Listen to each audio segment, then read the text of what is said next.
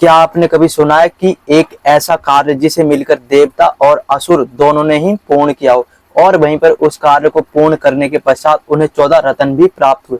लेकिन फिर एक ऐसी घड़ी आती है कि जो भगवान शिव शंकर थे उन्हें आकर सबकी सहायता करनी पड़ती है और विष को अपने कंठ में धारण करना पड़ता है।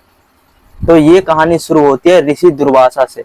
कहा जाता है कि ऋषि दुर्वासा को एक गंधर्व ने एक दिव्य माला भेंट की थी, और वह माला जो कि ऋषि दुर्वासा थे उन्होंने इंद्र को भेंट करी थी, इंद्र से प्रसन्न होकर।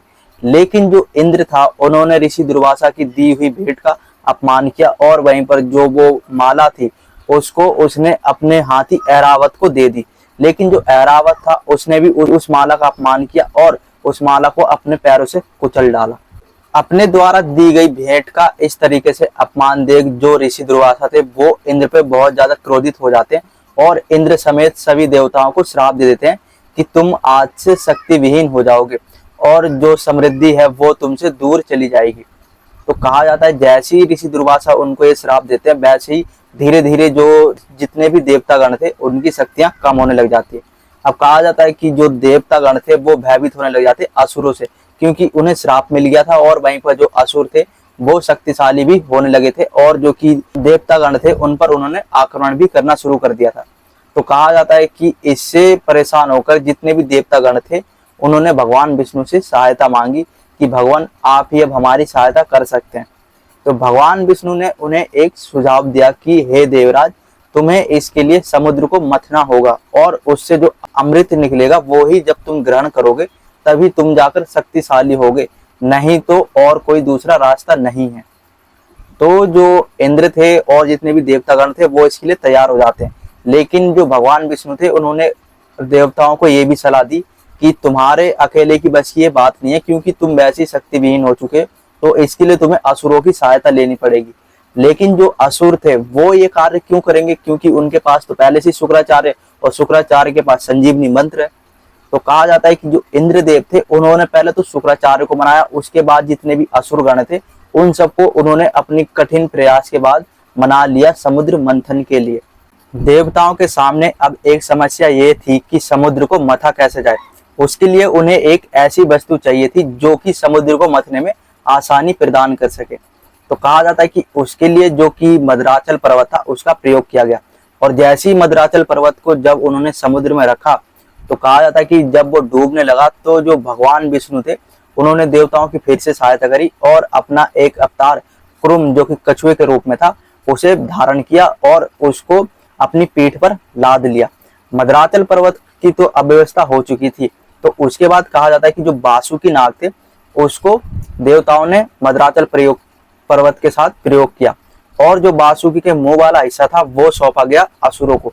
असुर क्योंकि उस समय में शक्तिशाली थे, और वहीं पर जो पूंछ वाला हिस्सा था वो सौंपा गया देवताओं को। पूंछ वाला हिस्सा देवताओं को इसलिए सौंपा गया था क्योंकि देवता उस समय में शक्ति विहीन थे और जो असुर थे वो शक्तिशाली थे। और जो बासुकी नाग था, जब समुद्र मंथन आरंभ होगा तो बासुकी नाग को कष्ट होगा जिससे उसके मुख से विष निकलेगा, जिसके चलते देवताओं को हानि भी पहुंच सकती थी। इसलिए जो कि असुर थे उनको जो मुख वाला हिस्सा था वो दिया गया। अब कहा जाता है कि जैसे ही समुद्र मंथन आरंभ होता है तो सबसे पहले उसमें से निकलता है कालकूट विष, हलाहल विष। और कहा जाता है कि जैसे ही वो विष निकलता है पूरे ब्रह्मांड को अपने चपेटे में ले लेता है और वो भारी मात्रा में नुकसान पहुंचाने लग जाता है। सारे देवता और जितने भी असुर गण थे वो भयभीत होने लग जाते हैं कि ये कौन सी समस्या हमारे पल्ले पड़ चुकी है, अगर इसका कोई निवारण नहीं मिला तो हम सारे मर जाएंगे। तो कहा जाता है कि देवता अब फिर परेशान हो जाते हैं, वो भगवान विष्णु समेत भगवान शिव के पास जाते हैं और उनसे सहायता मांगते हैं।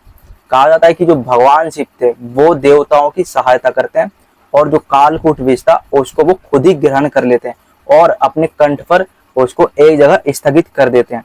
तो इस तरीके से जो समुद्र मंथन था वो आरंभ तो हुआ अमृत के लिए, लेकिन उसमें से सबसे पहले निकला कालकूट विष, जिसको भगवान शिव ने अपने कंठ पे स्थगित कर दिया, और जिसके चलते जो भगवान शिव थे उनका एक नाम नीलकंठ महादेव भी पड़ गया, जिसे हम नीलकंठ महादेव के नाम से भी जानते। उन्होंने देवताओं और असुरों की सहायता करी और ब्रह्मांड की इस तरीके से रक्षा भी करी, नहीं तो जो कालकूट विष था वो पूरे ब्रह्मांड का नाश कर देता। कालकूट विष का निवारण मिलने के बाद और महादेव द्वारा उसको अपने कंठ पे स्थगित करने के बाद कहा जाता है कि जैसे ही फिर से समुद्र मंथन आरंभ हुआ तो उसमें से फिर निकलती है कामधेनु गाय। कामधेनु गाय कहा जाता है कि उसको ऋषियों ने अपने पास रख लिया था ताकि कोई अगर उनके पास आए तो उनकी वो आवभगत अच्छे से कर सके और उनकी इच्छा भी पूर्ति कर सके। कामधेनु गाय को इच्छा पूर्ति गाय के नाम से भी जाना जाता है। कहा जाता है कि उसके बाद फिर निकलता है पारिजात वृक्ष। पारिजात वृक्ष जो कि देवताओं ने रख लिया। कहा जाता है कि उसके पुष्प जो इतनी सुगंधित होते हैं और उसकी खुशबू कई किलोमीटर दूर तक जाती है। कहा जाता है कि लगभग 100 मीटर या उससे भी अधिक दूर तक उस पुष्प की खुशबू जाती है। तो उसको देवताओं ने अपने पास रख लिया था स्वर्ग लोक में। कहा जाता है कि उसके बाद फिर निकलता है उच्च श्रेवा घोड़ा जो कि इंद्रदेव ने अपने पास रख लिया। वहीं पर उसमें से फिर निकलता है शंख, जो 5 जन्य शंख था वो भगवान विष्णु ने अपने पास रख लिया।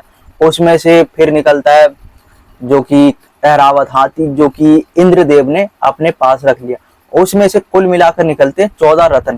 कहा जाता है कि उसमें से एक जो कि वारुणी देवी है जो कि मदिरा की देवी भी कही जाती है, वो जो कि असुरों ने अपने पास रख ली थी। उसमें से अप्सराएं भी निकलती है और जो कि चंद्रदेव थे वो भी बाहर आते हैं। उसमें से माता लक्ष्मी भी बाहर आती हैं जब समुद्र मंथन चल रहा होता है। माता लक्ष्मी से जो कि भगवान विष्णु थे उन्होंने शादी कर ली थी और उनको अपनी पत्नी बना लिया था। कौस्तुभ मणि जो कि भगवान विष्णु अपने वक्ष में धारण करते हैं।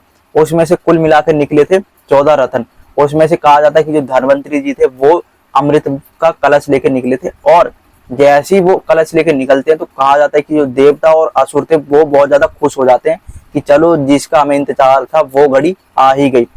क्योंकि देवताओं ने जो असुर थे उनके साथ ये समझौता किया हुआ था कि जो भी समुद्र मंथन से निकलेगा हम उसे आधा आधा बांट लेंगे।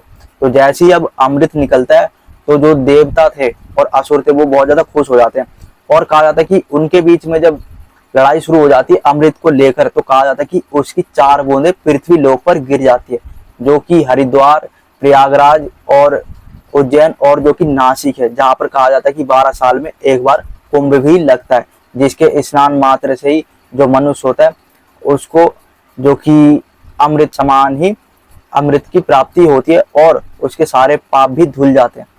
कहा जाता है कि जैसी जब देवता और असुरों में इस चीज को लेकर लड़ाई हुई तो जो असुर थे वो क्या करते हैं कि अमृत का कलश लेके भाग जाते हैं। अब जब भगवान विष्णु को इस चीज का पता चलता है कि अगर असुर अमर हो गए तो देवता है वो फिर से शक्ति विहीन तो है ही लेकिन असुरों का वो कुछ नहीं बिगाड़ पाएंगे। तो कहा जाता है कि इधर भगवान विष्णु ने अपना एक रूप धारण किया जिसे कहते हैं हम मोहिनी अवतार।